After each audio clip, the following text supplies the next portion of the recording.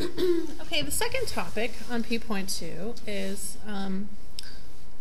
decimal notation and scientific notation. Decimal notation is just the way that numbers are most commonly written.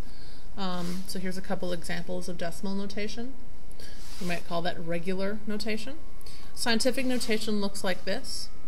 At this point in your math career, I'm pretty sure that you know what those should look like and what they mean.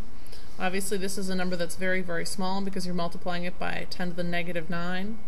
And this one is a number that's very big because it's multiplied by 10 to the 12th. So going from decimal to scientific notation, we simply find a number that's between 1 and 9.9 repeating. So if I move the decimal over to here, that would be 4.08. That is a number between 1 and 9.9 repeating. So when I do that, I've moved the little decimal point over to the right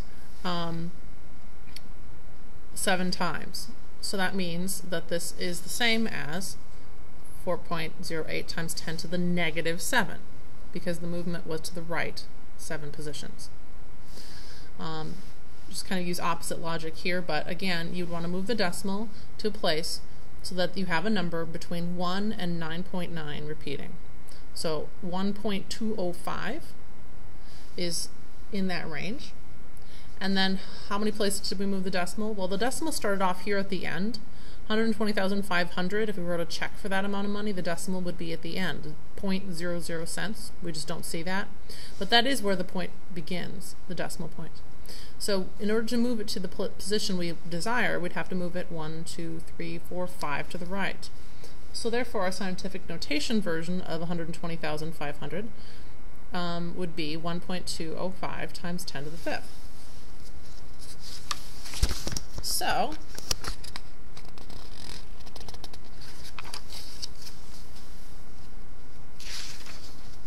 oops.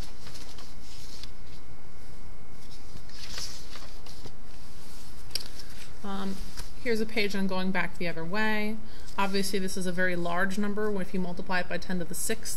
So we would multiply, or we would move the decimal 6 places that way to make this a very large number. Or, obviously this is a small number because it's multiplied by 10 to the negative 2, so we'd move it that way to make it a small number, 0.086. So here's just a couple of examples. If I want to write this in decimal notation, obviously this is a very large number, so I'm going to take negative 2.6 and move it to the right 9. 1, 2, 3, 4, 5, 6, 7, 8, 9. So negative 2, 6, followed by 8 zeros. 1, 2, 3, 4, 5, 6, 7, 8. Or here, obviously this is a very small number because it gets smaller when you multiply it by 10 to the negative 6. So we're going to move that way 6 spots.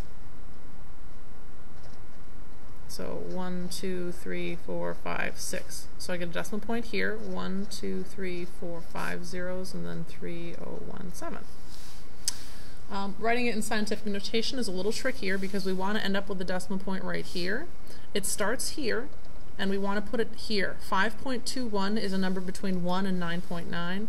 So in order to get there, 1, 2, 3, 4, 5, 6, 7, 8, 9 places to the left would get us there. So 5.21 is our number, and then going to the left 6, 7, 8, 9 places would be raising 10 to the 9th power.